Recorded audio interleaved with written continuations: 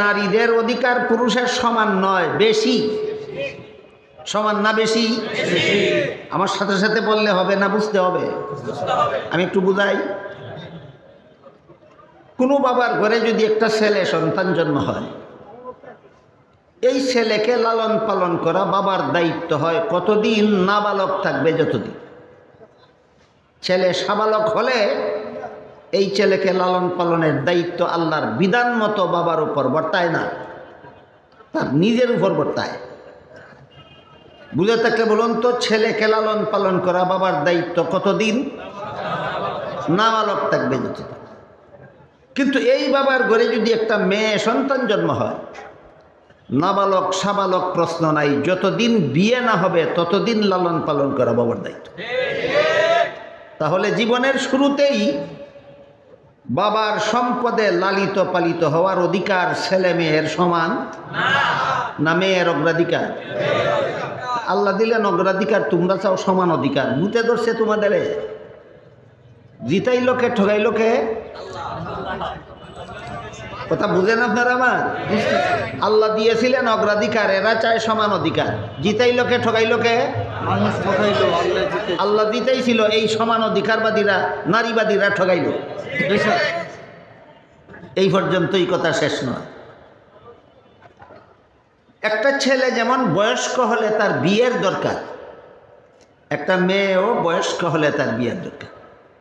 তাই বয়স্ক একটা ছেলের সাথে বয়স্ক একটা মেয়ের বিয়া হইল একতরফা দরকারে না উভয়ের সমান দরকারে?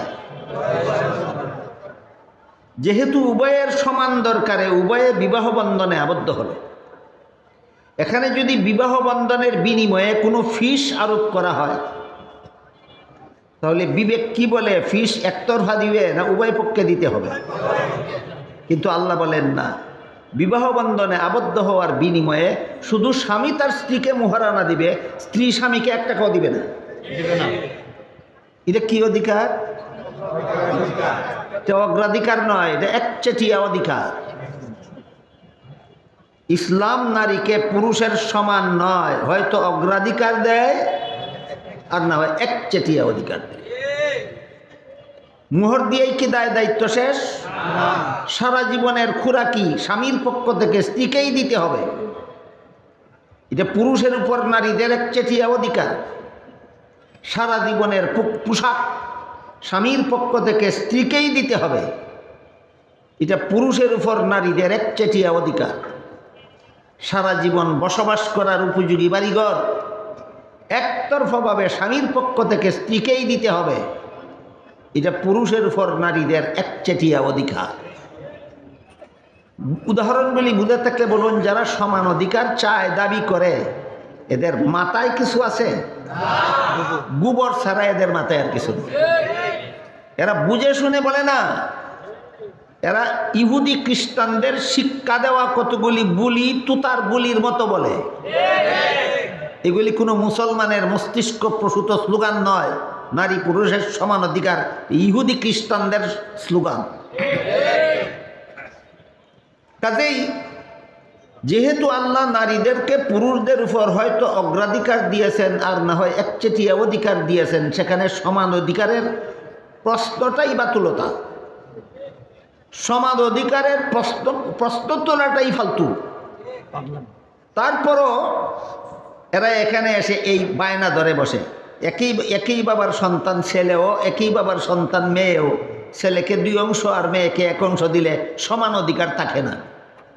সমান অধিকার থাকে কি না থাকে না, আপনারা যদি বুঝতে চান আমি একটু বোঝাবো।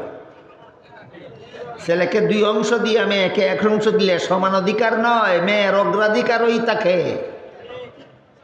বুঝার মতো ব্যাপার। ছেলেকে 2 অংশ দিয়ে মেয়েকে 1 অংশ দিলে সমান অধিকার থাকে না মেয়ের অগ্রাধিকারই থাকে? আমার সাথে সাথে বলছেন, বুঝেননি? একটু বুঝেন। ইসলামের বিধানে ছেলের জীবনে খরচের খাত আছে 3টা। সাবালক হওয়ার পর থেকে নিজের লালন পালনের দায়িত্ব তার নিজের। বিয়ে করার পর থেকে বউ ফেলার দায়িত্ব তার নিজের। সন্তানাদি জন্ম হওয়ার পর থেকে সন্তান পালার দায়িত্ব তার নিজের। কটা হইল খাত? ছেলের জীবনে খরচের খাত আছে 3টা। বাবার ত্যায্য সম্পদে অংশ পাইছে 2টা, খরচ আছে 3টা, অংশ পাইছে 2টা। এবার আসেন মেয়ের জীবনে। মেয়ের জীবনে সাবালক নাবালক প্রশ্ন নাই। যতদিন পর্যন্ত বিয়ে না হবে ততদিন পর্যন্ত লালন পালনের দায়িত্ব বাবার। বিয়ের পর থেকে মিন সাইয়্যাতি আমালিনা মান ইয়াহদিহিল্লাহু ফালা মুদিল্লা লাহু ওয়া মান ইউদ্লিলহু ফালা হাদিয়া লাহু ওয়া নাশহাদু আল্লা ইলাহা ইল্লাল্লাহু ওয়াহদাহু লা শারীকা লাহু ওয়া নাশহাদু আন্না সাইয়্যিদানা ওয়া নাবিয়্যানা ওয়া মাওলানা মুহাম্মাদান আবদুহু ওয়া রাসূলুহু সাল্লাল্লাহু তাআলা আলাইহি ওয়া আলা আলিহি ওয়া আসহাবিহি ওয়া বারাকা ওয়া সাল্লাম। أما بعد فأعوذ بالله من الشيطان الرجيم بسم الله الرحمن الرحيم من عمل صالحا من ذكر أو أنثى وهو مؤمن فلنحيينه حياة طيبة ولنجزينهم أجرهم بأحسن ما كانوا يعملون. بارك الله لنا ولكم في القرآن العظيم ونفعنا وإياكم بالآيات والذكر الحكيم. শ্রদ্ধেয় সভাপতি হযরত উলামায়ে কেরাম, সম্মানিত সুধী সমাজ, দূর দূরান্ত থেকে আগত সর্বস্তরের মুসলমান ভাইয়েরা আমার, পবিত্র কোরআনের যে আয়াত আমি আপনাদের সামনে তিলাওয়াত করেছি তাতে আল্লাহ বলেন, কোনো মানুষ যদি মুমিন হয় আর আমল ভালো করে, এই আয়াতে 2 গুণের কথা বলেছেন, মুমিন হওয়া আর আমল ভালো করা। অন্য আয়াতে এর সাথে আরো 2টি গুণ আল্লাহ যুক্ত করেছেন, সেখানে বলেছেন আমল যদি সহি নিয়তে করে এবং নবীর তরিকা মতে করে, এই সর্বমোট 4 গুণ। কোনো মানুষ যদি 4 গুণে গুণী হয়, 1 নম্বর মুমিন হবে, 2 নম্বর আমল ভালো করবে, 3 নম্বর আমলটা সহি নিয়তে করবে, 4 নম্বর আমলটা নবীর তরিকা মতে করবে। এই 4 গুণ বিশিষ্ট লোকটা আল্লাহ বলেন, পুরুষ হোক অথবা মহিলা, আমি আল্লাহ তাকে পবিত্র জীবন দান করব এবং আমলের চেয়ে বহু বেশি পুরস্কার দান করব। এখানে আমাদের বুঝার ব্যাপার হলো মুমিন কাকে বলে। ভালো আমল বলতে আমরা কি বুঝব, সহি নিয়ত বলতে কি বুঝব, নবীর তরিকা বলতে কি বুঝব, এই কথাগুলি ব্যাখ্যার মাধ্যমে বুঝতে হয়। তারপরে আমাদের বোঝা দরকার, আল্লাহ যে বলেছেন পবিত্র জীবন দান করব 4 গুণের গুণী পুরুষ মহিলাকে, এই পবিত্র জীবনের ব্যাখ্যা কি, এই বিষয়গুলি একটা একটা করে আমি ধারাবাহিকভাবে অতি সংক্ষেপে আপনাদের সামনে তুলে ধরার চেষ্টা করছি। প্রথম কথা হলো, কোনো মানুষ যদি মুমিন হয়, ঈমান একটা গুণ, এই গুণে যে গুণী তাকেই মুমিন বলা হয়। কাজেই মুমিন চিনতে হলে ঈমান চেনা দরকার। ঈমানের সংজ্ঞা, ঈমানের পরিচয় অনেক লম্বা পরিচয়ও আছে, মাঝারি ধরনের পরিচয় আছে। ঈমানের সবচেয়ে সংক্ষিপ্ত পরিচয় হলো কোরআনের সব কথা বিশ্বাস করার নাম ঈমান। এর চেয়ে সংক্ষিপ্ত পরিচয় ঈমানের আর নাই। পবিত্র কোরআনে আল্লাহ যা কিছু বলেছেন সঠিক বলেছেন বলে বিশ্বাস করার নাম ঈমান। বুঝে থাকলে বলুন তো, কোরআনের কত কথা বিশ্বাস করার নাম ঈমান? সব কথা। তাই কেউ যদি কোরআনের কিছু কথা বিশ্বাস করে, কিছু কথা বিশ্বাস করে না, ঈমানদার হবে না, মুমিন হবে না। যেমন কোরআনের এক আয়াতে আছে লা ইলাহা ইল্লাল্লাহ, কাদিয়ানীরা বিশ্বাস করে। আর এক আয়াতে আছে মুহাম্মাদুর রাসূলুল্লাহ, কাদিয়ানীরা বিশ্বাস করে। হ্যাঁ, করে করে। আর এক আয়াতে আছে খাতামুন নাবিয়্যিন, এইটা বিশ্বাস করে। মুহাম্মাদুর রাসূলুল্লাহ বিশ্বাস করে না নয়, মুহাম্মাদুর রাসূলুল্লাহ বিশ্বাস করে। কিন্তু আল্লাহ যে মুহাম্মাদুর রাসূলুল্লাহকে খাতামুন নবিয়্যিন বলেছেন কোরআনে, ওইটা বিশ্বাস করে। বুঝা থাকলে বলুন তো, কাদিয়ানি কি বেঈমান হলো, কোরআনের সবটুকু অবিশ্বাস করে, না শুধু খাতামুন নবিয়্যিন অবিশ্বাস করে? হ্যাঁ, শুধু খাতামুন নবিয়্যিন অবিশ্বাস করে কাদিয়ানি বেঈমান হইল, ঈমান হারা। এতে পরিষ্কার হলো কোরআনের কোনো একটা কথা অমান্য করলেই আর ঈমান থাকে না। কোরআনের সব কথা সঠিক বলে বিশ্বাস করার নামই ঈমান। কোনো কথাকে বেঠিক মনে করলে, কোনো কথাকে না মানলেই আর ঈমান থাকে না, বেঈমান হয়ে যায়। এই হলো আল্লাহ বলেছেন কোনো মানুষ যদি মুমিন হয়, এর সংক্ষিপ্ত ব্যাখ্যা। মুমিন কাকে বলে? যে কোরআনের সব কথা বিশ্বাস করে। কিন্তু দুঃখের বিষয়, আমাদের সমাজে আজকাল বহু মুসলমান পাওয়া যায় যারা নিজেদেরকে নিজেরা মুমিন মুসলমান বলে দাবি করে, অথচ কোরআনের অনেক কথাই মানে না। কোরআনের অনেক কথাই মানে না। যেমন একটা উদাহরণ দিই, পবিত্র কোরআনের সূরায়ে মায়েদার ৩ নম্বর আয়াতে আল্লাহ বলেছেন আল ইয়াউমা আকমালতু লাকুম দীনাকুম, আমি তোমাদের ইসলামের বিধিবিধানকে পরিপূর্ণ করে দিলাম। আল্লাহ কি বলেছেন? ইসলামের বিধিবিধান অপূর্ণ রেখে দিলাম না পরিপূর্ণ করে দিলাম? এখন যদি কেউ বলে জীবনের অমুক স্তরে ইসলামের বিধান চলবে, তমুক স্তরে চলবে না, পরিপূর্ণ মানল?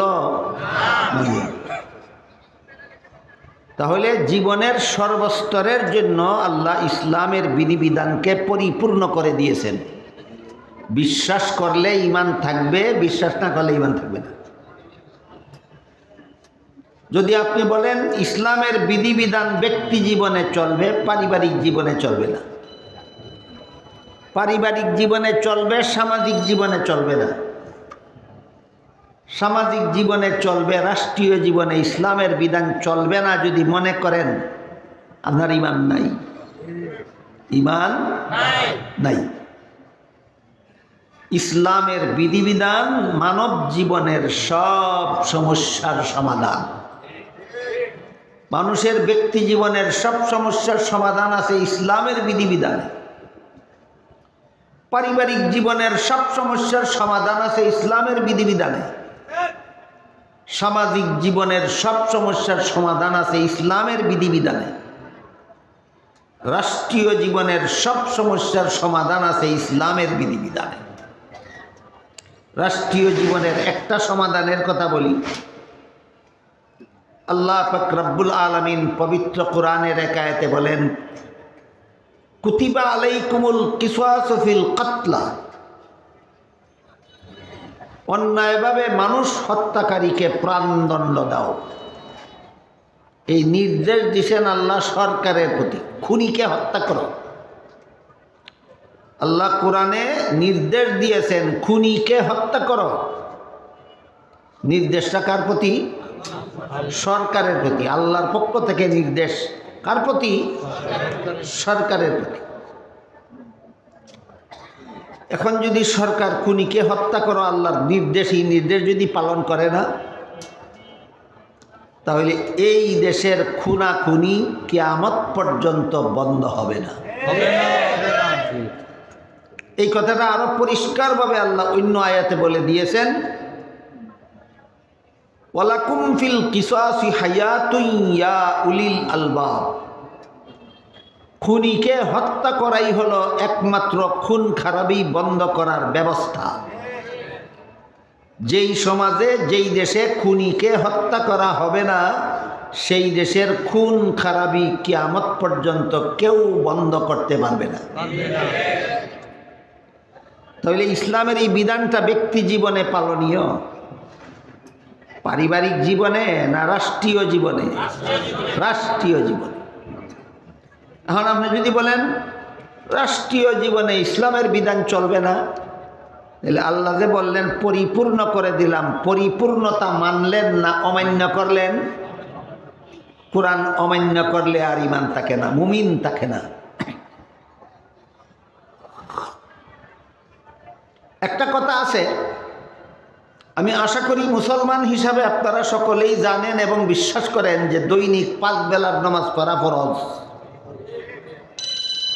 এই ফরজ যদি বিশ্বাস করে না তাহলে ঈমান থাকবে না। এই 5 বেলার নামাজ ফরজ বিশ্বাস না করলে ঈমান থাকবে না। কিন্তু ফরজ বিশ্বাস করে কিন্তু পড়ে না। 5 বেলার নামাজকে ফরজ বিশ্বাস করে কিন্তু পড়ে না, বেঈমান হবে না, ঈমান থাকবে। কিন্তু নামাজ না পড়ার গুনার শাস্তি তাকে জাহান্নামে গিয়ে ভোগ করতে হবে। তাহলে 5 বেলার নামাজ ফরজ বিশ্বাস না করা আর বিশ্বাস করার পরেও নামাজটা না পড়া তো এক নয়। কথাটা বুঝতে পারলেন? 5 বেলার নামাজ ফরজ বিশ্বাস না করলে ঈমান থাকবে না। কারণ ফরজ বলে আল্লাহ কোরআনে ঘোষণা দিয়েছেন। আল্লাহ বলেন, ইন্নাস সালাতা কানাত আলাল মুমিনিনা কিতাবাম মাওকুতা। নির্ধারিত সময়ে নামাজ পড়া মুমিনদের জন্য ফরজ করা হলো। আল্লাহ যেহেতু কোরআনে বলেছেন ফরজ, কাজেই যে বলবে ফরজ মানি না তা ঈমান থাকবে না, বেঈমান হয়ে যাবে। আর কেউ যদি 5 বেলার নামাজকে ফরজ বিশ্বাস করে মানে কিন্তু নামাজ পড়ে না, বলেন বেঈমান হবে না গুনাহগার হবে? গুনাহগার হবে। তার গুনার শাস্তি আছে, বিচার আছে, কিন্তু বেঈমান হবে না। ঠিক তেমনিভাবে রাষ্ট্রীয় জীবনে ইসলামের বিধান আছে, যে বিশ্বাস করে না সে বেঈমান, যে বিশ্বাস করে না সে বেঈমান। আর কেউ যদি বিশ্বাস করে কিন্তু রাষ্ট্রীয় জীবনে ইসলামের বিধান পালন করে না, আগেরটা পরেরটা একরকম নয়। কেউ যদি বিশ্বাস করে ইসলামের বিধান মতো দেশ শাসন করলেই দেশে শান্তি হবে, বেঈমান হবে না। এরপরও ক্ষমতায় গেলে ইসলামের বিধান মতো দেশ শাসন করে না, তার ব্যক্তি স্বার্থে, দলীয় স্বার্থে, পার্থিব স্বার্থের কারণে করে না, সে পাপিষ্ট। তার পাপের শাস্তি ভোগ করতে হবে পরকালে, কিন্তু বেঈমান হবে না। ক্ষমতায় গেল, ইসলামী আইনে দেশ শাসন করলো না, কিন্তু বিশ্বাস করে ইসলামী আইন ছাড়া শান্তির কোনো আইন নাই। বলেন তো এই লোকটা বেঈমান না পাপিষ্ট? পাপিষ্ট। তাহলে বিষয়টা আমি আপনাদেরকে বোঝাতে পেরেছি। আল্লাহর বিধান অবিশ্বাস করলে বেঈমান হয়, আর বিশ্বাস করার পরও পালন না করলে পাপিষ্ট হয়।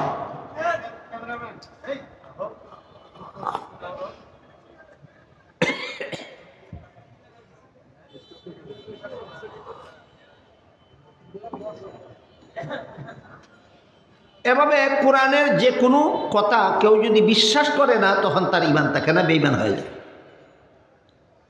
পবিত্র কোরআনের সূরা আহজাবের 40 নম্বর আয়াতে আল্লাহ মুহাম্মাদুর রাসূলুল্লাহ সাল্লাল্লাহু আলাইহি ওয়াসাল্লামকে একটা উপাধি দিয়েছেন খাতামান নবিয়্যিন।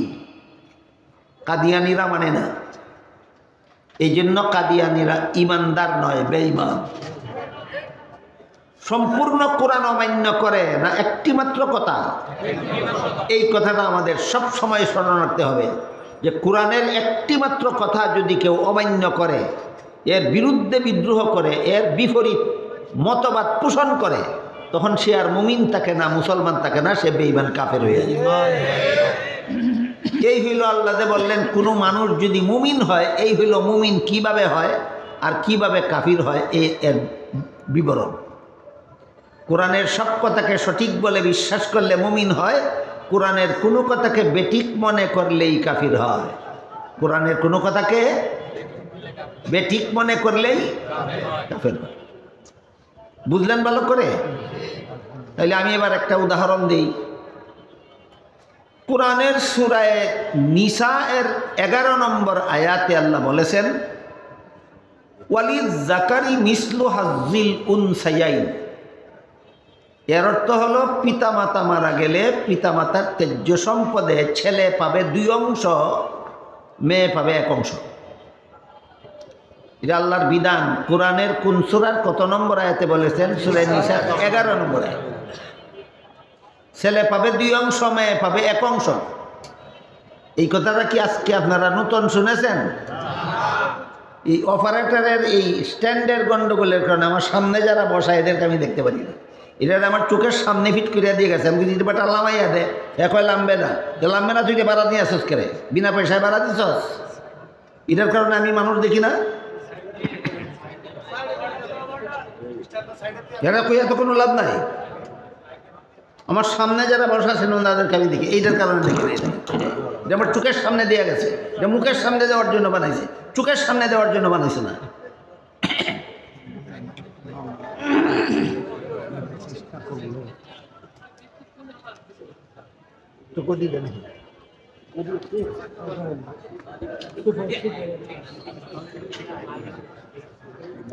এগারো নম্বর আয়াতে আল্লাহ বিধান দিয়া বলেন ছেলে পাবে 2 অংশ, মেয়ে পাবে 1 অংশ।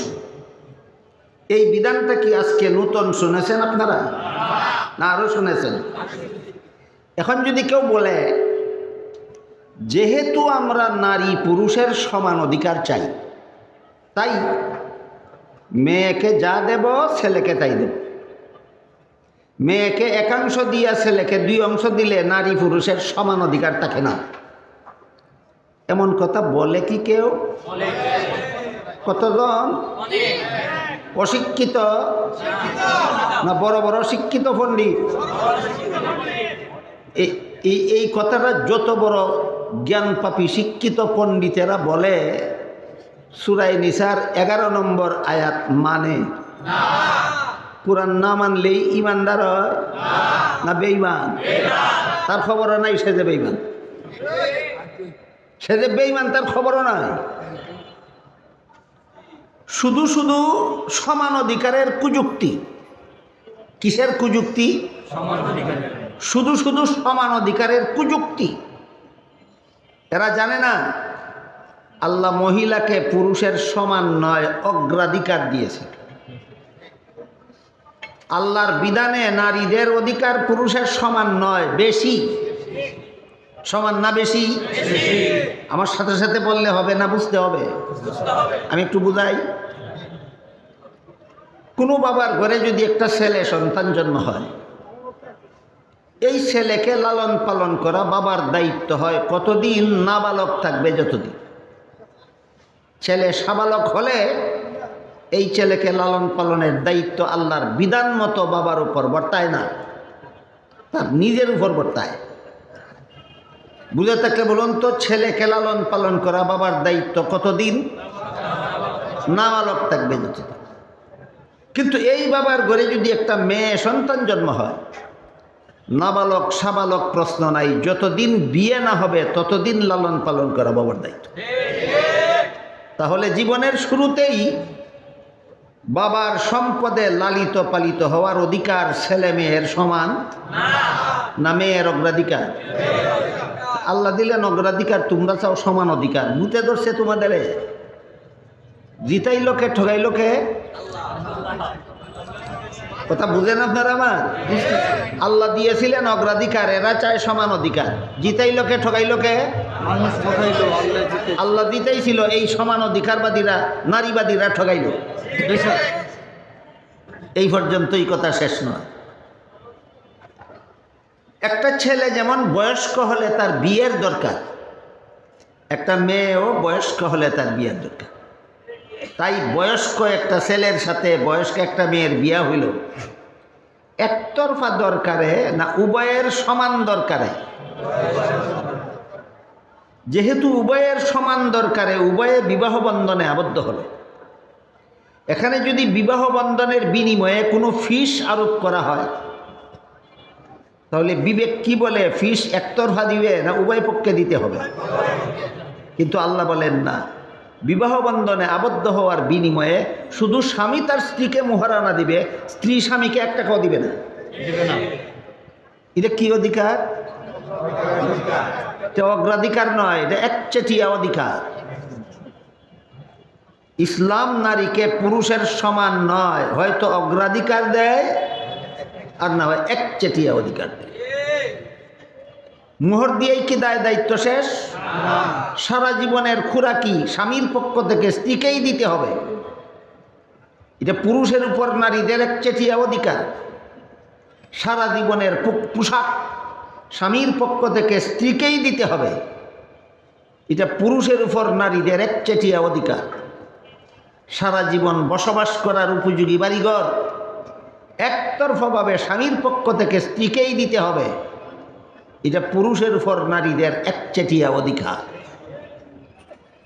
উদাহরণগুলি বুঝে থাকলে বলুন, যারা সমান অধিকার চায়, দাবি করে, এদের মাথায় কিছু আছে? গোবর ছাড়া এদের মাথায় আর কিছু নেই। এরা বুঝে শুনে বলে না, এরা ইহুদি খ্রিস্টানদের শিক্ষা দেওয়া কতগুলি বুলি তুতার বুলির মতো বলে। এগুলি কোনো মুসলমানের মস্তিষ্ক প্রসূত স্লোগান নয়। নারী পুরুষের সমান অধিকার ইহুদি খ্রিস্টানদের স্লোগান। কাজেই যেহেতু আল্লাহ নারীদেরকে পুরুষদের উপর হয়তো অগ্রাধিকার দিয়েছেন আর না হয় একচেটিয়া অধিকার দিয়েছেন, সেখানে সমান অধিকারের প্রশ্নটাই বাতুলতা। সমান অধিকারের প্রশ্ন তোলাটাই ফালতু। তারপরও এরা এখানে এসে এই বায়না ধরে বসে। একই বাবার সন্তান ছেলেও, একই বাবার সন্তান মেয়েও, ছেলেকে 2 অংশ আর মেয়েকে 1 অংশ দিলে সমান অধিকার থাকে না। সমান অধিকার থাকে কিনা থাকে না, আপনারা যদি বুঝতে চান আমি একটু বোঝাবো। ছেলেকে 2 অংশ দিয়ে মেয়েকে 1 অংশ দিলে সমান অধিকার নয়, মেয়ের অগ্রাধিকারই থাকে। বুঝার মতো ব্যাপার। ছেলেকে 2 অংশ দিয়ে মেয়েকে 1 অংশ দিলে সমান অধিকার থাকে না মেয়ের অগ্রাধিকারই থাকে? আমার সাথে সাথে বলছেন, বুঝেননি? একটু বুঝেন। ইসলামের বিধানে ছেলের জীবনে খরচের খাত আছে 3টা। সাবালক হওয়ার পর থেকে নিজের লালন পালনের দায়িত্ব তার নিজের। বিয়ে করার পর থেকে বউ ফেলার দায়িত্ব তার নিজের। সন্তানাদি জন্ম হওয়ার পর থেকে সন্তান পালার দায়িত্ব তার নিজের। কটা হইল খাত? ছেলের জীবনে খরচের খাত আছে 3টা। বাবার তেজ্য সম্পদে অংশ পাইছে 2টা, খরচ আছে 3টা, অংশ পাইছে 2টা। এবার আসে মেয়ের জীবনে। মেয়ের জীবনে সাবালক নাবালক প্রশ্ন নাই। যতদিন পর্যন্ত বিয়ে না হবে ততদিন পর্যন্ত লালন পালনের দায়িত্ব বাবার। বিয়ের পর থেকে মরণ পর্যন্ত লালন পালনের দায়িত্ব স্বামীর। নিজের ভরণ পোষণের দায়িত্ব নাই, স্বামী ভরণ পোষণের দায়িত্ব নাই, সন্তান ভরণ পোষণের দায়িত্ব নাই। মেয়ের জীবনে খরচের খাত নাই একটাও, অংশ পাইছে 1টা। এবার বলেন, 3 খরচওয়ালা 2 অংশ পাইলে বেশি পায় না নাই খরচওয়ালার 1 অংশই বেশি? এতটুকু কথা এই সমস্ত পচা মস্তিষ্ক সম্পন্ন জ্ঞান পাপীদের মাথায় ধরে না, এদের মাথায় শুধু এতটুকু ধরে 1 থেকে 2 বেশি। এগুলির মাথার মস্তক তাজা আছে না পচে গেছে মনে করেন? এগুলির মাথার মস্তক পচে গেছে, শুধু 1 থেকে 2 বেশি এটা বুঝে, কিন্তু 2 ওলার যে 2 অংশওয়ালার খরচ আছে 3টা ওইটা বুঝে না, আর 1 অংশওয়ালার যে মুটেও খরচ নাই সেটা বুঝে না। এই সমস্ত জ্ঞান পাপীদের উদাহরণ হলো, একটা গল্প আছে, একটা মূর্খ লোক ছিল, অশিক্ষিত, লেখাপড়া তো জানেই না, দস্তখত জানে না, সম্পদ বেচা কিনা করলে বাম হাতের বৃদ্ধাঙ্গুল দিয়ে টিপ দেয়, দস্তখত জানে না। কেমন মূর্খ মনে করেন? এই লোকটার একটা ছেলে ছিল অত্যন্ত মেধাবী, স্কুলে লেখাপড়া করতে দিছে, একাধারে 10 বছর লেখাপড়া করে তার ছেলেটা মেধাবী হওয়ার কারণে এসএসসি পরীক্ষা দিয়া ফার্স্ট ডিভিশন ফার্স্ট বয় হইয়া পাস করলো। বুঝে থাকলে বলেন তো, যদি ফার্স্ট বয় হইয়া থাকে তাহলে রোল নম্বর কত হবে? Roll number 1। বাপ শিক্ষিত না মূর্খ? সে কিন্তু রোল নম্বর 1 হইলে পরীক্ষায় নম্বর বেশি পায় না, 10 হইলে নম্বর বেশি পায়, এত কথা বুঝে না, শুধু বুঝে 1 থেকে 10 বেশি। এই জন্য ফল ঘোষণার পরে মূর্খ বাবা ছেলেকে জিজ্ঞাসা করে, পরীক্ষাতে দিছিলা, পাস করছো? ছেলে বলে পাস করছি। বাবা জিজ্ঞাসা করে কত নম্বরে? কি বলবে? খালি কইছে 1 নম্বরে। এমনি করে সর্বনাশ করছস? ছেলে কই কি সর্বনাশ করলাম? কয় পাশের বাড়ির ছেলেরা তোর সাথে পরীক্ষা দিয়ে সে তো 10 নম্বরে পাস করলো, তুই এত কম নম্বরে পাস করলি কেন? অশিক্ষিত গোয়ারে যেমন বুঝে না 1 নম্বরে পাস করলে নম্বর বেশি পায় না, 10 নম্বরে পাস করলে নম্বর বেশি পায়, ঠিক তেমনিভাবে আমাদের সমাজের কতগুলি শিক্ষিত গোয়ারে বুঝে না 3 খরচওয়ালা 2 অংশ পাইলে বেশি পায় না, নাই খরচওয়ালার 1 অংশই বেশি। তাহলে আল্লাহ পাক রব্বুল আলামিন সূরা নিসার 11 নম্বর আয়াতে যে বিধান দিলেন, ছেলে পাবে 2 অংশ, মেয়ে পাবে 1 অংশ, অযৌক্তিক না চূড়ান্ত যুক্তিসম্মত? আল্লাহর কোনো বিধান চূড়ান্ত যুক্তিসম্মত ছাড়া নাই। ইসলামে এমন কোনো বিধান নাই যার পক্ষে চূড়ান্ত কোনো যুক্তি নাই, কিন্তু ইসলামের সকল বিধানের যুক্তি বুঝার যোগ্যতা সকল পণ্ডিতের মাথায় নাই। ইসলামে এমন একটা বিধানও নাই যার পক্ষে চূড়ান্ত কোনো যুক্তি নাই, কিন্তু সকল বিধানের যুক্তি বুঝার যোগ্যতা সকলের মাথায় নাই। বুঝে থাকলে এবার বলুন তো, ছেলের 2 অংশ, মেয়ের 1 অংশ, অযৌক্তিক না চূড়ান্ত যুক্তিসম্মত? এইভাবে আজকাল অনেক বড় বড় শিক্ষিতরা কোরআনের বিভিন্ন বিধানের বিরুদ্ধে আপত্তি উঠায়। আপত্তিটা উঠায় খুব সরবে, আর তার আপত্তি যে কোরআনের বিরুদ্ধে, ওই কথাটা চালায় নীরবে। কোরআনের বিরুদ্ধে বলতেছি এই কথা বলে না, শুধু বলে ওই বিধানটা যুক্তিসম্মত নয়। বিধানটা তো কোরআনের, এটা তোমার দৃষ্টিতে যদি যুক্তিসম্মত না হয়ে থাকে তাহলে তুমি অযৌক্তিক কাকে সাব্যস্ত করলা? স্বয়ং আল্লাহকে তুমি অযৌক্তিক সাব্যস্ত করলা। এই হইল কুফরির কারণ। কোরআনের কোনো আয়াতের বিরুদ্ধে যুক্তি দিলে ঈমান তাকে না, কাফের হয়ে যায়। যার মতবাদ কোরআনের বিরুদ্ধে যায় তার মতবাদের নামই কুফরি মতবাদ। যার মতবাদ কোরআনের বিরুদ্ধে যায় তার মতবাদের নামই কুফরি মতবাদ। আর যার মতবাদ কোরআনের পক্ষে থাকে, এই কোরআনের পক্ষের মতবাদটার নামই হইল ঈমান। আল্লাহ কোরআনে যা কিছু বলেছেন সঠিক বলেছেন, আমি বুঝি আর না বুঝি আল্লাহ সঠিক বলেছেন, এই বিশ্বাসটার নামই হইল ঈমান। আমার যাচাই মতে আমাদের দেশের সাধারণ মুসলমানদের ঈমান ঠিক আছে, বড় বড় শিক্ষিতদের ঈমানে গুণে ধরেছে।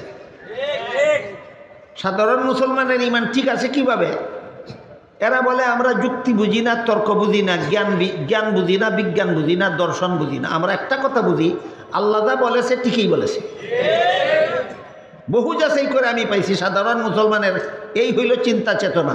আমি অত জ্ঞান বিজ্ঞান বুঝি না, আমি একটা কথা বুঝি, আল্লাহ যা বলেছে ঠিকই বলেছে। পিওর ঈমান। আল্লাহ যা বলেছে ঠিকই বলেছে, এই কথাটার নাম পিওর ঈমান। এটা যার অন্তরে আছে সেই মুমিন, এটা যার অন্তরে আছে সেই মুমিন। আল্লাহর কোনো বিধানের বিরুদ্ধে যুক্তি দিলে ঈমান তো তাকেই না, কি পরিমাণ অভিশাপের যোগ্য হয় এর বিবরণ আল্লাহ ইবলিসের কাহিনীর মাধ্যমে কোরআনের বহু জায়গায় উল্লেখ করেছে। আদম সৃষ্টি করার পরে আল্লাহ ইবলিসকে, ফিরিস্তাদেরকে আদেশ করেছিলেন আদমকে সেজদা দিয়ে সম্মান করো। ফিরিস্তা হুকুম পালন করেছিল। ইবলিসকে যখন হুকুম দিলেন আদমকে সেজদা দিয়ে সম্মান করো, ইবলিস বেঁকে বসল,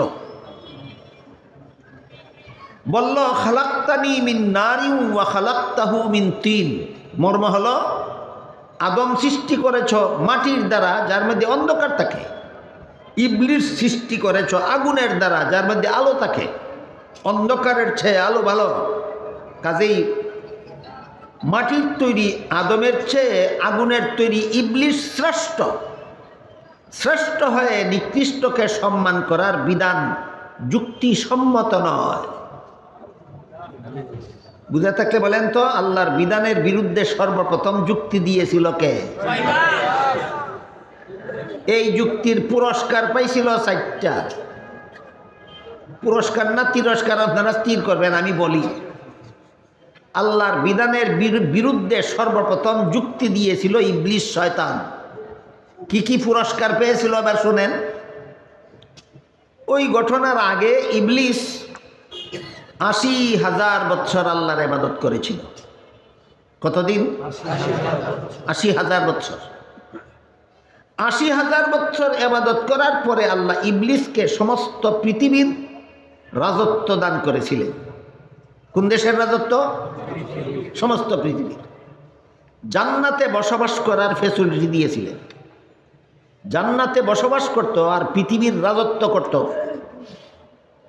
যখন বলল আদমকে সেজদা দিয়া সম্মান করার বিধানটা যুক্তিসম্মত নয়, সাথে সাথে 80,000 বৎসরের ইবাদতের সোয়াব তার আমল নামার থেকে মুছে ফেলা হল। একটা পুরস্কার। আল্লাহর বিধানের বিরুদ্ধে যুক্তি দিয়া কত দিনের আমলের সোয়াব গেল? 80,000 বছরের ইবাদতের সোয়াব গেল। সমস্ত পৃথিবীর রাজত্ব তার কাছ থেকে ছিনিয়ে নেওয়া হলো। জান্নাত থেকে বহিষ্কার করে দেওয়া হলো। কটা গেল? চিরকালের জন্য আল্লাহর অভিশাপ। কতদিনের জন্য অভিশাপ? এই 4 পুরস্কার পাইছিল ইবলিস আল্লাহর বিধানের বিরুদ্ধে একটা যুক্তি দিয়া।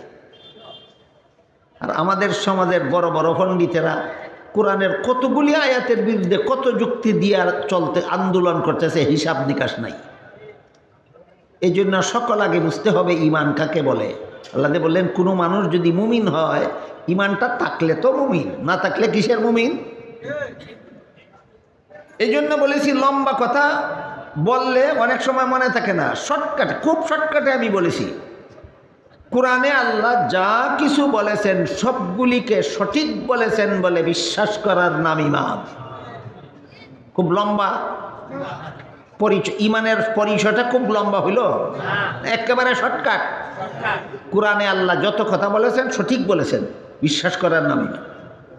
কেউ যদি কোরআনের কোনো কথাকে সন্দেহ করে যে এই কথাটা মনে হয় সঠিক নয়, তার ঈমান নাই, ঈমান শেষ। গেল প্রথম নম্বর আলোচনা, ঈমান কাকে বলে। এরপরে আমরা বোঝার চেষ্টা করি, আল্লাহ বলেন কোনো মানুষ যদি মুমিন হয় আর আমল ভালো করে। এবার বুঝবো আমরা আমল ভালো কারে কয়। আল্লাহ এবং আল্লাহর রাসূল কুরআন এবং হাদিসের মাধ্যমে যেসব কাজ করার জন্য বান্দাকে আদেশ করেছেন অথবা যেসব কাজ করার উৎসাহ প্রদান করেছেন, এই কাজগুলির নাম নেক আমল।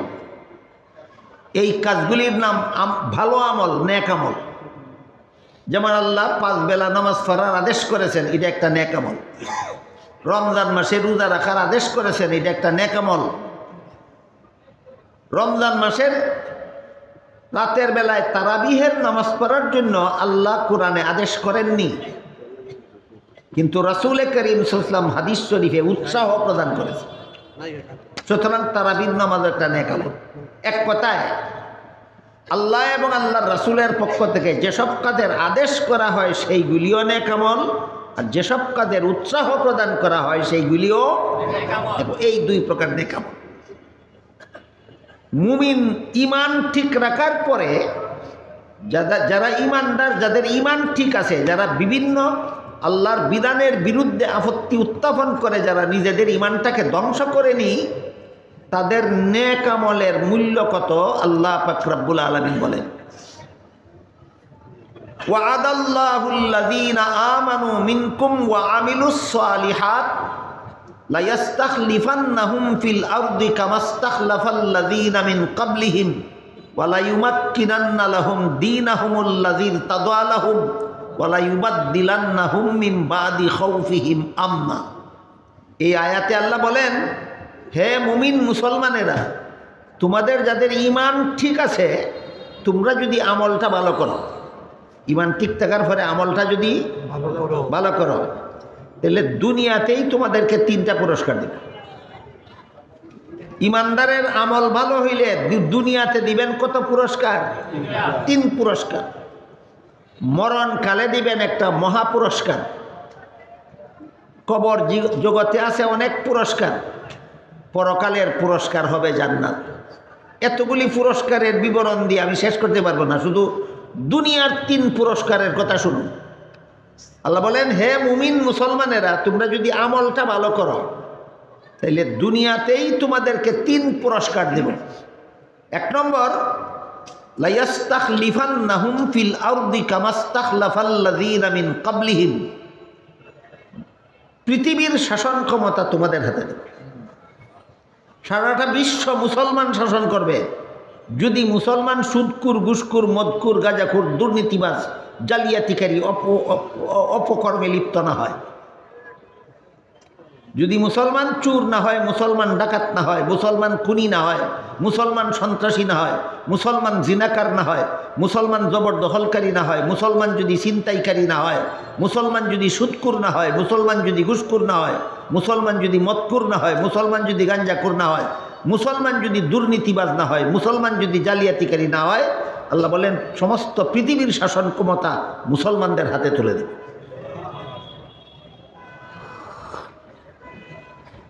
এবার আপনারা বলুন তো, মুসলমানের মধ্যে এই সমস্ত অপকর্মকারী কি আছে? এরপরে আবার অনেকে আক্ষেপ করে বলে যে সমস্তটা পৃথিবী শাসন করতেছে ইহুদি, খ্রিস্টান, বেঈমান, কাফিরেরা, আল্লাহ এই ক্ষমতাটা মুসলমানদেরকে দেয় না কেন? আল্লাহ তো আগেই বলে দিছে দেয় না কেন, তোমার দোষের কারণে দেয় না। বিষয়টা বুঝতে পারেননি? মুসলমানদেরকে পৃথিবীর শাসন কথা দিবেন আল্লাহ ওয়াদা করে রাখছেন। তোমরা আমল ভালো করো, শাসন ক্ষমতা তোমাদের হাতে দেবে। তোমাদের আমল খারাপ হওয়ার কারণে বেদিন কাফিরেরা বলতে পারে যে মুসলমানের ধর্ম যদি ভালো হইতো তাহলে মুসলমান চোর হয় কেন? মুসলমান তাদের ধর্ম তাদেরকে সুদ ঘুষ থেকে বাঁচাতে পারে না কেন? মুসলমানের ধর্ম তাদেরকে খুন খারাপির থেকে বাঁচাতে পারে না কেন? মুসলমানের ধর্মটা যদি সত্য হইতো তাহলে মুসলমান দুর্নীতি করে কেন? মুসলমান জালিয়াতি করে কেন? এই সমস্ত অপকর্মের দ্বারা তোমরা ইসলাম ধর্মকে বেদিন কাফিরের হাতে লাঞ্ছিত করেছ। এই জন্য আল্লাহ দুনিয়াতে বেদিন কাফিরের দ্বারা পিটাইয়া তোমাদেরকে দুনিয়াতে লাঞ্ছিত করে।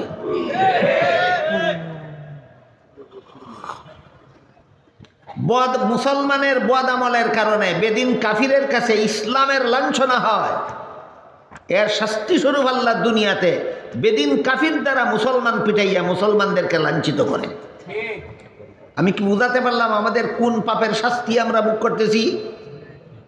বদ আমল পাপের শাস্তি ভোগ করতেছি, বেদিন কাফিরের হাতে পিটুনি খাইয়া আমরা লাঞ্ছিত। গেল 1 পুরস্কার। আল্লাহ বলেন ইমানদাররা যদি আমল ভালো করে তাহলে দুনিয়াতেই 3 পুরস্কার দিব। 1 নম্বর, সমস্ত পৃথিবীর শাসন ক্ষমতা মুসলমানদের হাতে দিব। 2 নম্বর, লা ইস্তাখলিফান্নাহুম ফিল আরদি কামাস্তাখলাফাল্লাযীনা মিন ক্বাবলিহিম ওয়া লা ইউমাক্কিনান্না লাহুম দীনাহুমুল্লাযী ইরতাদা লাহুম। ইমানদারগণ যদি আমল ভালো করে তাহলে 2 নম্বর পুরস্কার দেব আমি এদেরকে। ইসলামকে আমি আল্লাহ নিজ দায়িত্বে সারা বিশ্বে প্রতিষ্ঠিত করে দেব। ইসলামকে আল্লাহ প্রতিষ্ঠিত করে দিবেন। আমরা করি ইসলাম প্রতিষ্ঠার আন্দোলন, আর আল্লাহ বলেন ইসলাম আল্লাহ প্রতিষ্ঠা করে দিবেন। তুমি তোমার বদামলের বিরুদ্ধে গিয়ে আন্দোলন করো। আমরা যদি নিজেদের কুপ্রবৃত্তির বিরুদ্ধে আন্দোলন করি, আমরা যদি নিজেদের এই কুঅভ্যাসগুলি, এই অপকর্মের বদভ্যাসগুলি ছেড়ে দেই, আল্লাহর ইবাদত বন্দেগীতে লিপ্ত হই, আল্লাহ বলেন ইসলাম আমি আল্লাহ প্রতিষ্ঠিত করে দিব সারা বিশ্বে। তাইলে আমি ইসলাম প্রতিষ্ঠা করার আন্দোলন করব, না আমি পাপের বদভ্যাস সারার আন্দোলন করব? হ্যাঁ, আমার পাপের বদভ্যাস সারার, আমার কুপ্রবৃত্তির বিরুদ্ধে যদি আমি আন্দোলন করতে পারি, আমি যদি আমার অপকর্মগুলি ছেড়ে দিতে পারি, আমি যদি আমলটা ভালো করে নিতে পারি, আল্লাহ বলেন তোমাদের যে ইসলাম ধর্মকে আল্লাহর পছন্দসই, সেই ইসলাম ধর্মকে আল্লাহ পৃথিবীতে প্রতিষ্ঠিত করে দেবেন, তোমরা যদি নেক আমলওয়ালা হতে পারো। ইসলাম প্রতিষ্ঠা হয় না কেন? মুসলমানের বদ আমলের কারণে। পৃথিবীর শাসন ক্ষমতা মুসলমানদের হাতে আসে না কেন? মুসলমানের বদ আমলের কারণে। বুঝতে পারতেছি? গেল দ্বিতীয় পুরস্কার। তৃতীয় পুরস্কারের ঘোষণা দিয়ে আল্লাহ বলেন ওয়ালা ইউবাদদিলান্নাহুম মিন বাদি খাউফিহিম আমনা, সন্ত্রাসীদের হামলার থেকে আমি আল্লাহ তোমাদেরকে নিরাপদ করে দেব। বর্তমান দুনিয়ার মুসলমানেরা সন্ত্রাসীদের হামলার থেকে নিরাপদে না, আক্রান্ত। বুঝে না আসলে রোহিঙ্গা মুসলমানদের দিকে তাকান, বুঝে না আসলে কাশ্মীরি মুসলমানদের দিকে তাকান, বুঝে না আসলে ফিলিস্তিনি মুসলমানদের দিকে তাকান, বুঝে না আসলে সারা দুনিয়ার কোথায় কোথায় মুসলমানের রক্তে পৃথিবী লাল হচ্ছে তাকিয়ে দেখেন। আমরা তো সন্ত্রাসীদের হামলার থেকে আমরা তো নিরাপদ নই, আমরা আক্রান্ত। আল্লাহ বলেছেন এই আক্রান্ত থাকবে না, তোমাদেরকে আমি আল্লাহ সন্ত্রাসীদের হামলার থেকে নিরাপদ করে দেব, তোমরা শুধু আমলটা ভালো করো, তোমরা শুধু আমলটা ভালো করো। এই সমস্ত ইসলামী সম্মেলন একটা কাজের জন্যই হয়, মুসলমানের আমলটা ভালো হওয়ার আগ্রহ যেন এখান থেকে সৃষ্টি হয়। আল্লাহ বলে দিয়েছেন মুমিন মুসলমান তোমরা আমল ভালো করলে দুনিয়াতেই তোমাদেরকে আমি আল্লাহ 3টা পুরস্কার দিব। এরপরে মুমিন মুসলমান যদি নেক আমল করতে থাকে মরণ পর্যন্ত, তাহলে মরণকালে আল্লাহ একটা মহাপুরস্কার দিবেন। মরণকালে মহাপুরস্কার, সেটা কি? আল্লাহ বলেন ইন্নাল্লাযীনা ক্বালু রাব্বুনাল্লাহু সুম্মা ইসতাকামু তাতানাজ্জালু আলাইহিমুল মালাইকাতু আল্লা তাখাফু ওয়া লা তাহজানু ওয়া আবশিরু বিল জান্নাতিল্লাতী কুনতুম তুআদুন। আল্লাহ বলেন যারা আমি আল্লাহকে রব স্বীকার করে নিল, অর্থাৎ ঈমান আনলো, এরপরে যদি নেক আমলে অটল থাকে মরণ পর্যন্ত, ঈমান আনার পরে যদি বদ আমল ছেড়ে দেয়, নেক আমলকে অভ্যাস বানায় এবং নেক আমলের অভ্যাসটা যদি মরণ পর্যন্ত চালু থাকে, আল্লাহ বলেন মরণকালে তোমার মতো মুমিন মুসলমানকে, নেক আমলওয়ালা মুসলমানকে মরণকালে শয়তান যেন বেঈমান বানাতে না পারে, সেজন্য আমি রহমতের ফিরিস্তা পাঠিয়ে তোমাকে মরণকালে ঈমান নিয়ে মরণের ব্যবস্থা করে দিই। হাদিস শরীফে রাসূল করিম সাল্লাল্লাহু আলাইহি ওয়াসাল্লাম বলেছেন একটা মানুষকে শয়তান বেঈমান বানাবার জন্য সারা জীবন যত চেষ্টা করে, মরণকালে তার চেয়ে বেশি চেষ্টা করে। একটা মানুষকে শয়তান বেঈমান বানাবার জন্য সারা জীবন ভর যত চেষ্টা করে, তার চেয়ে বেশি চেষ্টা করে ইমানদারের মরণকালে তাকে বেঈমান বানাবার জন্য। কারণ মরণের সময় বেঈমান বানিয়ে দিতে পারলে জাহান্নামে শয়তানের চিরস্থায়ী সাথী বানাতে পারবে তাকে। এটা শয়তানের চ্যালেঞ্জ আল্লাহর সাথে, যে তোমার যে আদমকে সম্মান না করার কারণে আমি চিরকালের জন্য অভিশপ্ত হইলাম, এইরকম বিপুল সংখ্যক আদম সন্তানকে জাহান্নামে আমার সাথী বানাবো। ওই চ্যালেঞ্জ বাস্তবায়নের জন্য প্রত্যেকটা মুমিন মুসলমানের পিছনে শয়তান সারা জীবন মেহনত করে বেঈমান বানাবার জন্য। সারা জীবনের মেহনতে যারা পারেনি, মরণকালে তার সে সবচেয়ে বেশি মেহনত করে তারা মরণকালে বেঈমান বানাবার জন্য। একজন মুমিন মুসলমানকে মরণকালে বেঈমান বানাবার জন্য শয়তানে কেমন চেষ্টা করে, এর একটা উদাহরণ দিয়েছেন রাসূল করিম সাল্লাল্লাহু আলাইহি ওয়াসাল্লাম এক হাদিসে। উদাহরণটা আপনাদের শোনাই। একজন মুমিন মুসলমানের মা বাবা তার আগেই মারা গেল, তারপরে এই মুসলমানটার মরণকালে একটা শয়তান তার মৃত বাবার আকৃতি ধারণ করে তার কাছে আসে, আর একটা শয়তান তার মৃত মায়ের আকৃতি ধারণ করে তার কাছে আসে। সে দেখতে পায় যে আমার মা বাবা জীবিত হয়ে আমার কাছে এসেছে। তখনও শয়তান চিনতে পারে না, নিজের মা রূপী শয়তানকে নিজের মাই মনে করে, বাবা রূপী শয়তানকে নিজের বাবাই মনে করে। এসে বলতে থাকে, তোমার মতো আমরা দুইজন তোমার মা বাবাও জাহান্নাম থেকে বাঁচার জন্য ইসলামের বিধান পালন করেছিলাম, মরে দেখলাম ইসলামের বিধান পালন করার কারণে জাহান্নামী হইলাম। তোমার এখনো সময় আছে, মরণের আগে আগে যদি একবার বলে দাও আমি আর ইসলাম মানি না, তখন তুমি মরবা আর জান্নাতে যাইবা। এই সময় লোকটা এমন একটা মহা টেনশনে পড়ে যে সারা জীবনভর আলিম ওলামাদের কাছে যে কথা শুনেছে, তারা তো নিজের চোখে দেখে বলেননি, তারাও তাদের উস্তাদের কাছে শুনে বলেছেন, আর আমার মা বাবা নিজেরা ভুক্তভোগী হয়ে বলতেছে, এখন কি দেখা কথা মানবো না শোনা কথা মানবো? এইরকম ইতস্ততের মধ্যে যখন পড়ে, টেনশনে যখন পড়ে যায়, আল্লাহ বলেন তাতানাজ্জালু আলাইহিমুল মালাইকা, এই মুহূর্তে আমি রহমতের ফিরিস্তা পাঠিয়ে দিই তার কাছে। ফিরিস্তাকে দেখা মাত্রই লোকটা চিনতে পারে এটা আমার মা নয় মা রূপী একটা শয়তান, ওইটা আমার বাবা নয় বাবা রূপী একটা শয়তান। বুঝে থাকলে বলেন, মরণকালে শয়তান আমাকে বেঈমান বানাবার জন্য যে চক্রান্ত করবে, এই চক্রান্ত থেকে ঈমান কি নিজের ক্ষমতায় বাঁচাতে পারবো আল্লাহ ফিরিস্তা পাঠিয়ে সাহায্য না করলে? আল্লাহ এই সাহায্যটা মরণকালে করবেন। বলেন তোমার নেক আমলে যদি অটল থাকো মরণ পর্যন্ত, যে নেক আমলের মরণকালীন পুরস্কার, ইন্নাল্লাযীনা ক্বালু রাব্বুনাল্লাহু সুম্মা ইসতাকামু, নেক আমলের উপর যদি মরণ পর্যন্ত অটল থাকো, মরণকালে শয়তানের চক্রান্ত থেকে তোমার ঈমান নিয়ে মরণের ব্যবস্থা আমি আল্লাহ রহমতের ফিরিস্তা পাঠাইয়া করব। গেল ঈমানদারদের নেক আমলের মরণের আগে 3 পুরস্কার, মরণকালে 1 পুরস্কার। দাফনের পরে কবর জগতে ঈমানদারদের নেক আমলওয়ালাদের পুরস্কার হলো, হাদিস শরীফে রাসূল করিম সাল্লাল্লাহু আলাইহি ওয়াসাল্লাম বলেন, সে দেখবে তাকে জীবিত করা হয়েছে। ঘুমন্ত মানুষ যেভাবে দেখে, জঙ্গলে হরিণ শিকার করার জন্য হরিণের পিছনে দৌড়াচ্ছে, দেখে না স্বপ্নে? অনেকে স্বপ্নে দেখে অনেক কিছু। বিছানায় শুয়ে আছে, ঘুমিয়ে আছে, নড়াচড়া নাই, কিন্তু এই ঘুমন্ত অবস্থায় স্বপ্নে দেখে কি ঘুমিয়ে আছে না চলাফেরা করতেছে? ঘুমন্ত মানুষ যখন স্বপ্নে দেখে তখন তাকে ঘুমন্ত দেখে না, তাকে চলাফেরারত অবস্থায় দেখে। ঠিক তেমনিভাবে মুর্দাকে কবরে দাফন করলে দুনিয়ার মানুষ ওই ঘুমন্ত মানুষের মতো দেখে, নড়াচড়া নাই, কিন্তু সে দেখে মুনকার নাকির ফিরিস্তা এসেছে, আমাকে জীবিত করা হয়েছে, প্রশ্ন করা হবে।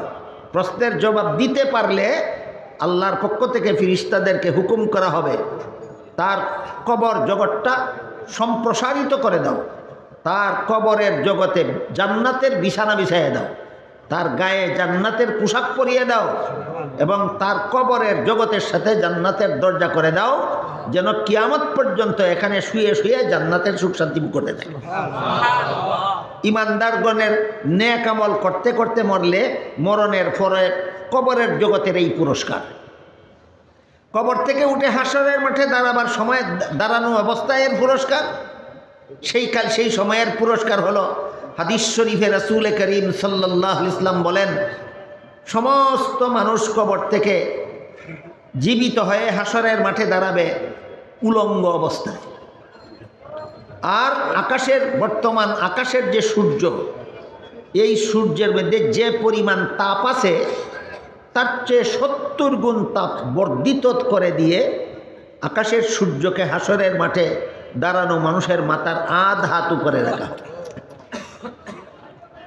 আধুনিক বিজ্ঞানীরা বলেন সূর্যটা পৃথিবীর থেকে 9,30,00,000 মাইল দূরে আছে। আধুনিক বিজ্ঞানীদের তথ্য মতো সূর্যটা পৃথিবীর থেকে কত দূর? 9,30,00,000 মাইল দূরে আছে। আল্লাহ রসুল বলেন সেই সূর্যটা সেখান থেকে হাসরের মাঠে দাঁড়ানো মানুষের মাথার হাত উপরে রাখা হবে। তাও বর্তমানে যে তাপ আছে তার চেয়ে 70 গুণ তাপ বর্ধিত আকারে। বুঝে থাকলে বলুন তো, হাসরের মাঠে দাঁড়ানোটা একটা মামুলি ব্যাপার না মহাভয়ঙ্কর ব্যাপার? ইমানওয়ালারা যদি নেক আমল করতে করতে মরে, গুনাহ যদি তওবা করে যদি গুনার বদ অভ্যাস ছেড়ে গুনাহ মাফ করে যদি মরে, সেই দিন এই সমস্ত নেক আমলওয়ালা ইমানদারদেরকে আল্লাহর আরশের ছায়ার দিছে ছায়া দেওয়া।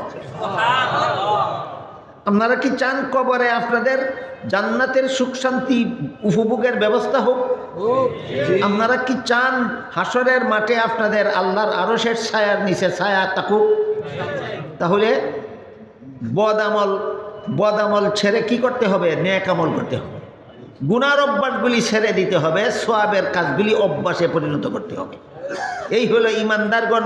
আমল ভালো করলে দুনিয়াতে 3 পুরস্কার, মরণকালে 1 পুরস্কার, এই হলো কবরের পুরস্কার, এই হলো হাসরের মাঠের পুরস্কার, আর সর্বশেষ পুরস্কার আল্লাহ বলবেন জান্নাতে প্রবেশ কর। সর্বশেষ পুরস্কার গেল ঈমান এবং আমল সম্পর্কে সামান্য কথা।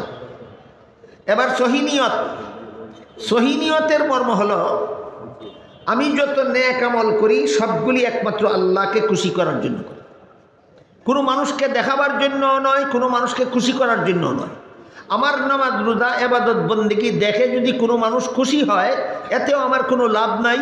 আমার নেক আমল দেখে কেউ যদি বিরক্ত হয়, তাতেও আমার কোনো লস নাই।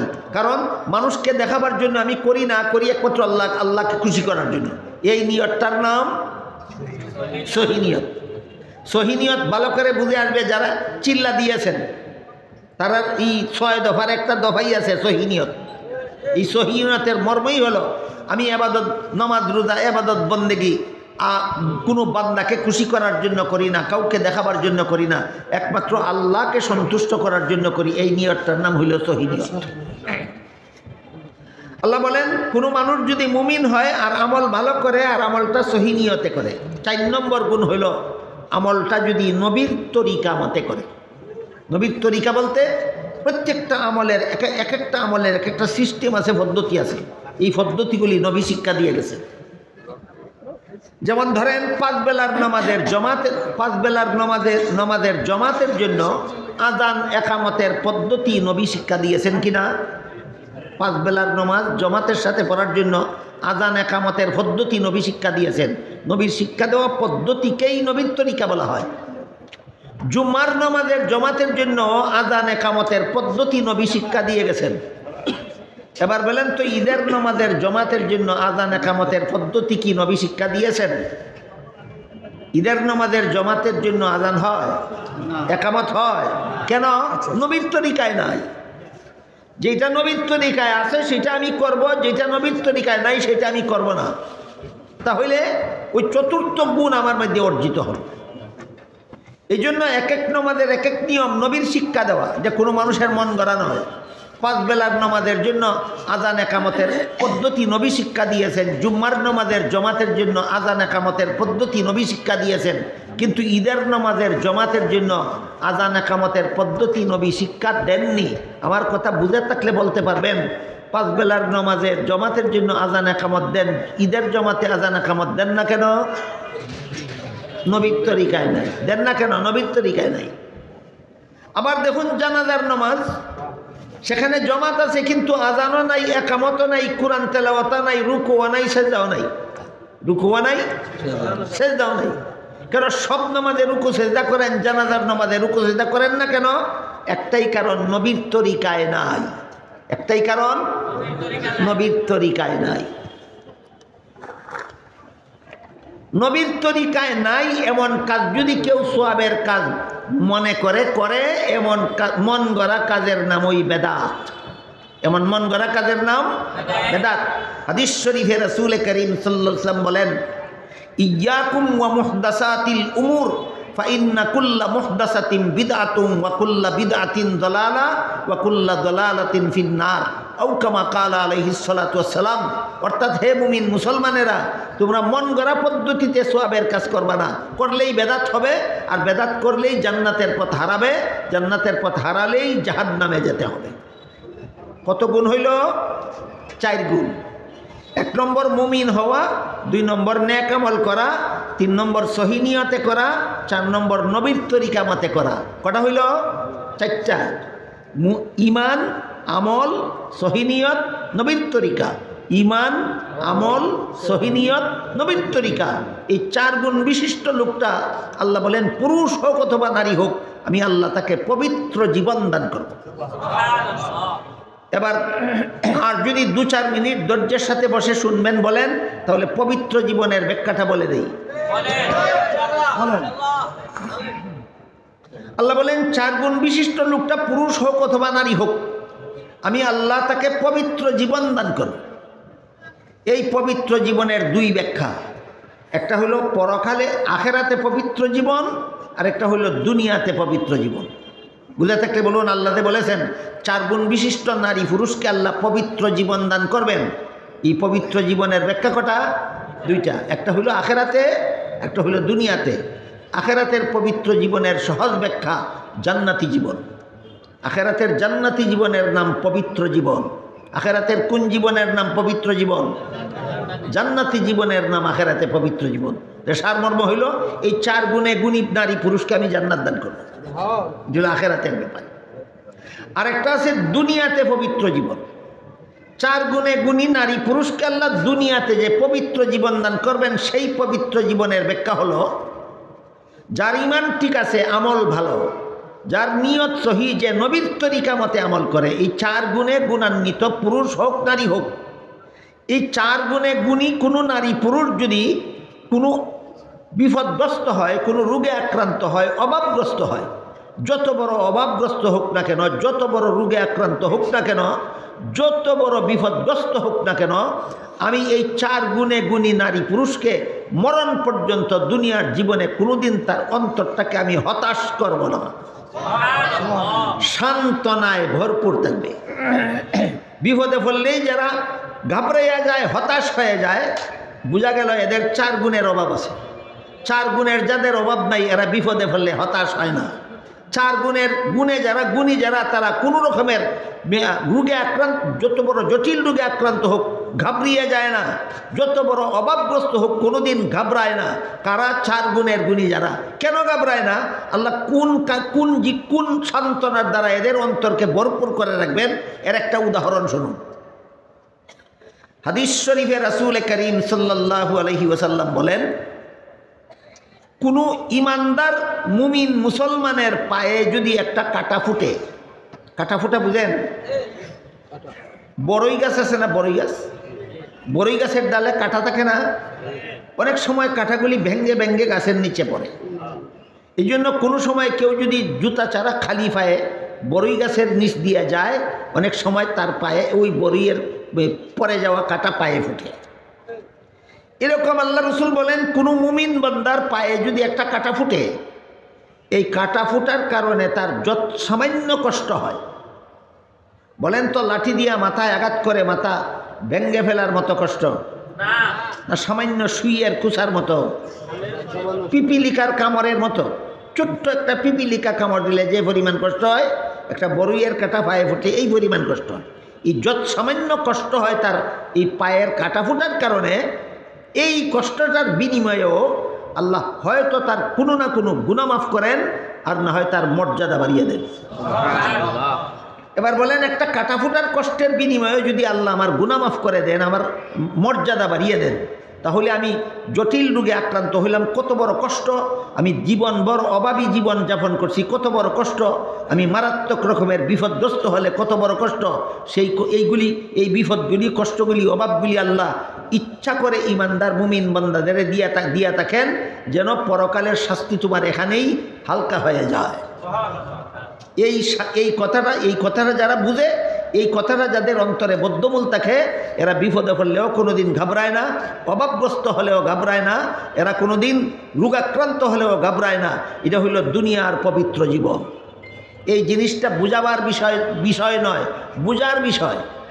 4 গুণে গুণী হয়ে দেখুন, আপনি 4 গুণে গুণী হলে দেখবেন আপনি অভাবগ্রস্ত হইলেও মন আপনার ঘাবড়াবে না কখনো, আপনি রোগাক্রান্ত হলেও মন সান্ত্বনায় ভরপুর থাকবে, আপনি বিপদগ্রস্ত হলেও মন সান্ত্বনায় ভরপুর থাকবে। এটা নিজে বুঝবার ব্যাপার, বুঝাবার ব্যাপার নয়। কোনো কোনো বিষয় এমন থাকে সময় মতো নিজেই বুঝতে হয়, বোঝানো যায় না। যেমন একটা উদাহরণ, হাকিমুল উম্মত হজরত আল্লামা আশরাফ আলী থানভী রহমতুল্লাহ আলাইহির কাছে একজনে জিজ্ঞাসা করেছিল, থানভী সাহেব, আমি আল্লাহর প্রিয় পাত্র হলাম কিনা আমি কি বুঝতে পারবো?